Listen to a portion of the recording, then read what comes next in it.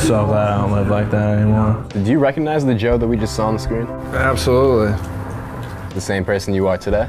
Not even a little bit, bro. What's changed? The guy in the video was douchebag. You're fucking killing it. Yes. I don't live like that anymore. When we dropped the documentary 6 months ago, I didn't hear from you probably the entire time. What happened? I lived like a superstar in New York for about a month. Can't really walk a block in New York City without getting recognized. The first time you went on Dr. Phil, he tried sending you to rehab, right? And it didn't stick. You sleep on a cardboard box on the street. There's no shame in my game, Dr. Phil. I don't think I was ready to change, you know? What were you living for back then? I mean, what was the reason why you woke up every morning? Pretty much. Just trying to drink as much vodka as possible, shoot as much heroin as possible, and get as many blowjobs as humanly possible. My problems now are like running out of fucking data on my phone. It really doesn't compare to having to find somewhere to sleep. I'm noticing amazing blessings going on in my life on a daily basis. I've survived 18 overdoses. I was blessed with the charisma to live the way I did when I was homeless in New York. Great relationship with my family. I talk to them every single day. I have a great job. Who holds you the most accountable? Probably Cody Light. He stays in line? Yeah, he better. He's your house manager, right? He's the owner. How's it going, man? Cody Light. First time I ever met Cody, I really didn't like him. Picked me up from the airport. He's like, "You're gonna get a job within 2 weeks or you're out of here." He's like, "We don't put up with any bullshit." I'm like, fuck this guy. But then, That's what you needed, though. yeah, that's exactly what I needed. It turns out that I love Cody Light now. Cody Light, you're fucking killing it, bro. What's up, buddy? Absolutely murdering it. I think that at first, dude, he just didn't know how to take me because he probably had nobody, you know, tell him the fucking truth. I think, you know, our first conversation went like this: "Buddy, you're a fuck up. The reason that they sent you to me is because you're a knucklehead." You know, I think he was a little taken back by that because, you know, he's 6'4", dude. He's a great big dude. He never had anybody talk to him like that. Yeah, so this is my home right now.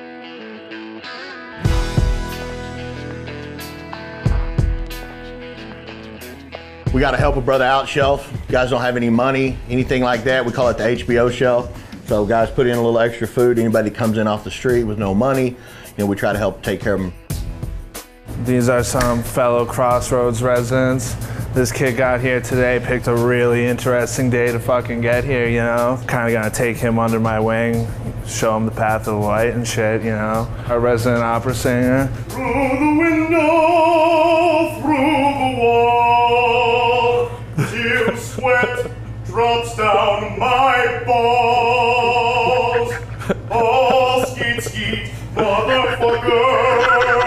This is where I live, this bed right here.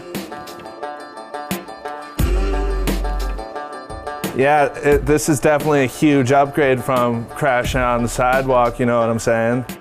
It's amazing having a roof over my head. Is that the wardrobe right there? No bad outfits. One of the first questions was like, "Look, dude, I'm broke. You know, how do we do this?" And I was like, "Look, you got 2 weeks to catch a job, and then you split your check with me until you get caught up. That's how, you know, my deal works." And immediately, it's like within a few days, he got a job, you know, at the wash tub.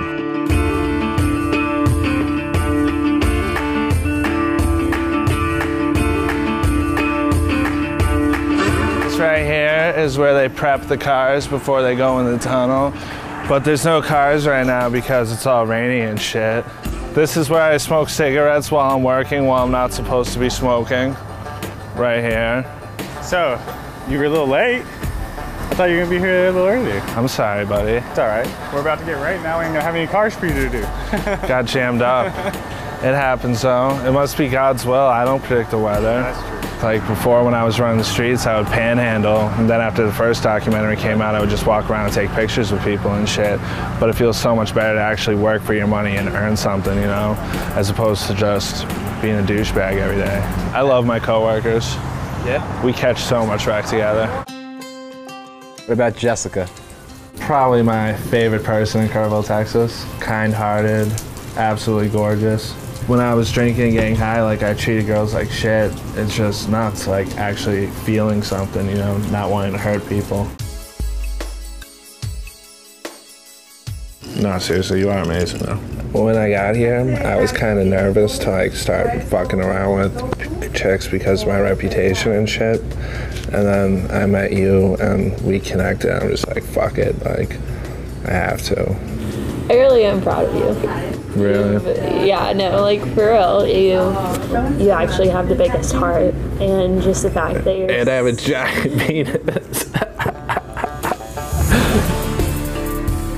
Like, I hated him at the beginning, I'm not gonna lie. Like, this motherfucker, like, I wanted to beat the shit out of him, but you know, like, look at me and look at Joe. Joe pound me. The thing about Joe is brings the life out of people. Regardless of where he's at, it's just that little shit-eating grin will fucking, it's intoxicating. He's my best friend, especially here in Kerrville. He makes life a lot easier. The aspect of him turning his life around, like Joe's a role model. Man, my first time meeting Joe, all I hear is his Boston accent coming out of nowhere, and he's like, stop being gay and show me your dick.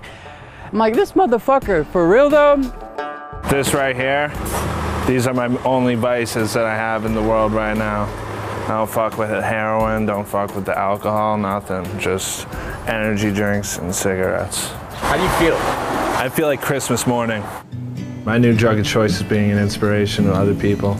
Getting text messages from people I don't even know telling me how I inspire them to get clean and stuff like that is a much better high than shooting dope ever was. The first time I saw him actually get a chance to work with somebody, like another addict who had been there, you know what I mean? Yeah. And he came back to the house and he was like ecstatic, dude. It was like, it looked like he'd been in a tanning bed for like 15 minutes. He had this glow about him, dude. His eyes were bright. He was like, look, man, I just carried the message to this little guy out here at the treatment center. I think he's gonna totally get better. I'm so blessed. God's totally blessed me in my life right now. I want people to see that if someone like myself is able to get clean, that they can get clean too. Be beneficial to those who are so much less fortunate than us. We also ask that you remove our difficulties so you can make that happen. We ask that you give these guys a safe trip back to New York and keep them safe and protected while they're here in Texas. In your holy name we pray. Amen. Amen. So Joe, you gotta promise me that this is gonna stick. The whole clean thing. Yeah, absolutely, bro. You know, my life is so good right now, I have no intention of getting high. As long as I keep being the spiritual powerhouse I am right now, everything should work out, you know? That's what you consider yourself these days? Spiritual powerhouse. What would you call yourself 6 months ago? Morally bankrupt. Never give up on yourself because there's always a way out. You might not see it at the time. Things might be completely dark, but there's always a way out.